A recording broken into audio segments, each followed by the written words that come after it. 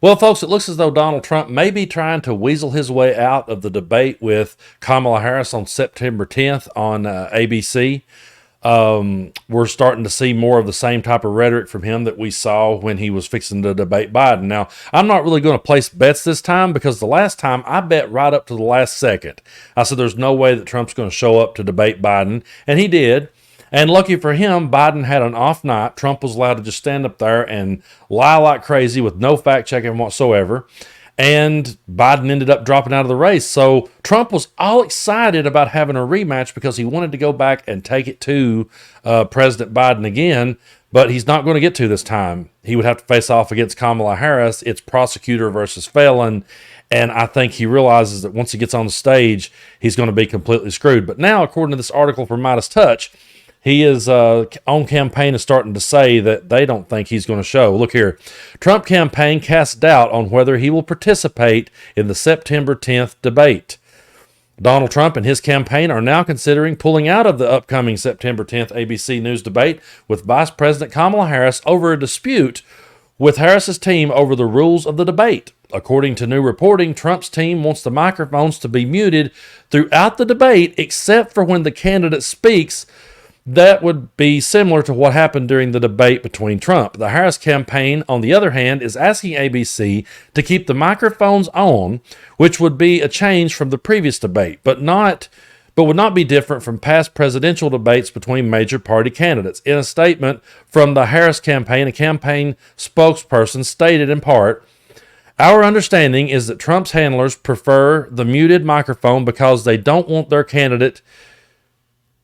think their candidate can act presidential for 90 minutes on his own. We suspect Trump's team has not even told their boss about this dispute because it would be too embarrassing to admit that they don't think he can handle himself against Vice President Harris without the benefit of the mute button." Now, what's pretty funny about that article to me is that Trump, in the beginning with the debate with Biden, he was upset that the microphones were going to be muted because he wanted to jump in over top of Biden. But his own campaign realizes how bad this actually makes him look. And they realized just how bad it would make him look against Kamala Harris. You know, if they had a second debate, Biden versus Trump, we would have saw more of the same from Trump. We would have saw more of that rhetoric. We probably would have saw him double down and try to hammer Joe a little bit harder. And to the independent and moderate voter just sitting back on the fence, they would have probably been sitting there going, well, here we go again. It's just more of Biden and Trump. And a lot of people probably would have tuned out.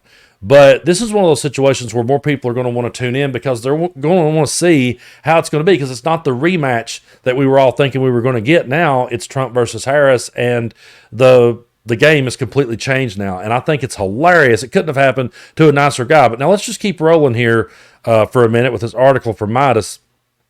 So, in another statement from a Harris spokesperson, Ian Sims questioned whether Trump knew that his campaign was trying to silence him. He posted, "Trump is posting late night on Truth Social, threatening to skip the ABC debate. His handlers are insisting that his mic must be muted there. The American people deserve a back and forth debate where the two candidates can have real exchanges. Why is Trump so afraid of that?" But if you go right on down here, this is the funny part to me. For his part, Trump put out a late night rant on Truth Social, alluding to the possibility of him pulling out of the debate, with Harris stating, "I watched the fake news this morning.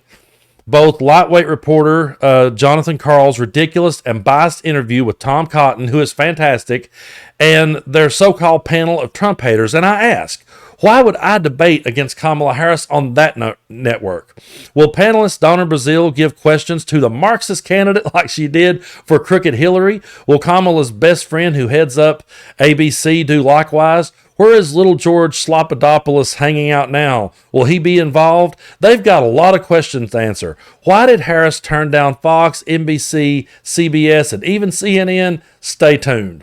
Well, what is so comical to me about that is, of course, Trump would want it to be on Fox News. Of course, he would want to be on his home turf where he would get thrown softballs. That's the thing, folks, about Donald Trump. This entire time, he's been a guy that has been so pampered. He's been a guy that's just been thrown one softball after another, and now he's completely off his game and out of his element because he knows when he tries to pull this bully stunt, the bullying won't work on Kamala Harris. He is completely thrown off his game here, and it's so hilarious to me. The funniest part to me is that his handlers are saying, mute his mic, because he can't shut up. And I've said this so many times. I know I keep circling back to this point, but when someone is incapable of changing up the game in a campaign, why are we to think that they should be fit to lead the country? Because there's going to be all kinds of curveballs thrown at you while you're doing the job. And the first time around, we saw that it was total chaos with Donald Trump. The people who he hired, the people who he said were the very best of people, they said it was complete and utter chaos, that he did not know what he was doing. Well, it's looking that way now on the campaign trail against Harris. It's chaos. He doesn't know what he's doing. The yes men, you got to understand this, the people he has surrounded himself with now are the yes men that he put there to say, yes, Mr. Trump, to anything. And even those people are sitting back on the ropes going, yeah, mute his mic, because they cannot rein him in. And you're going to tell me that a man like that can't be reined in a campaign and can't figure out how to debate someone is fit to lead this country again? Do they not realize how this looks? I mean, we really owe an apology to people like Howard Dean, who back in 2004 just happened to get excited at one of his rallies and scream about winning, and they said he lacked the temperament. They said Howard Dean lacked the temperament. George H.W. Bush just looked at his watch too many times during the debate with Clinton. I've made these points before, but they're valid points, because here is Donald Trump, who does not have the temperament to have a debate, and his handlers, the yes men that he put in place, are saying, yeah, mute his mic, because he can't change it up, because he's absolutely incapable of changing it up. Now, think about this. It feels funny to me, folks, because honestly, these days I almost feel like I'm turning into some sort of Republican strategist by default, because I catch myself going, no, you're blowing it. You're blowing it. Why don't you try this? Because I would be sitting back going, listen, try a different strategy. Try on something else. This isn't going to work. We have to have independents. We have to have moderates. You're not winning them over. It proves again that the people Trump ushered into politics knows nothing about it, because MAGA is just sitting back cheering all this. He can post anything. They will repost it. They'll think it's the gospel. They'll all jump up and down and pump their fist.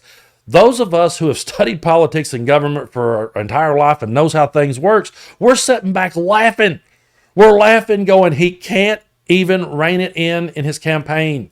And he's always been this way. Folks, do you realize we have been living in this nightmare since he came down the escalator? And MAGA is still over there, all excited. They're still pumped. They're still ready to vote for him again. Meanwhile, the rest of us sitting over here going, please, for the sake of our sanity, let this madness end. Let's get Kamala Harris in there. Let's get Tim Walz in there. Let's start working and moving forward to fix this country's problems. And let's start trying to pick up the pieces of all the carnage Donald Trump left in his path. Folks, it's going to do us for the rest of our lives. I don't mean to be a Debbie Downer here, but let's just be realistic. I'm 44 years old. I really believe it could take the rest of my life and part of my grandson's life probably to undo the damage that Trump's done to faith in our democracy, in our system, and in the way things work.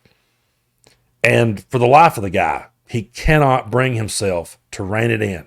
He can't pull in the reins just for a second, just for a minute, and change it up. And they're over there cheering him on.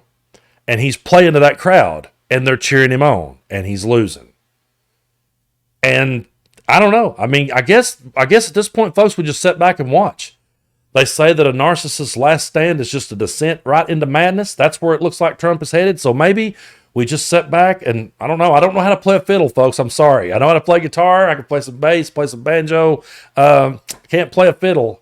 But this is that moment where maybe we just play softly while he burns his campaign to the ground and takes people like J.D. Vance and RFK Jr. and that whole circus down with him. But yeah, we'll see. I'm not going to place my bets because I still believe that Trump loves sowing chaos more than anything. I believe he's all about chaos and distraction. So this could all just be more of Trump's rhetoric to try to distract us all from the issues at hand. That's why we can't stay distracted. We have to stay focused. But again, folks, thank you guys so much for tuning in here.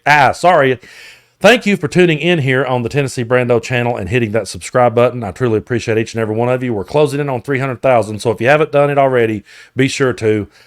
Truly honored to have you guys here taking the ride with me. And we'll just keep trying to sift through the madness, folks, as long as we can. It's going to get even crazier between now and the election. But let's hold on. Let's keep our eyes on the ball. And let's save democracy in November.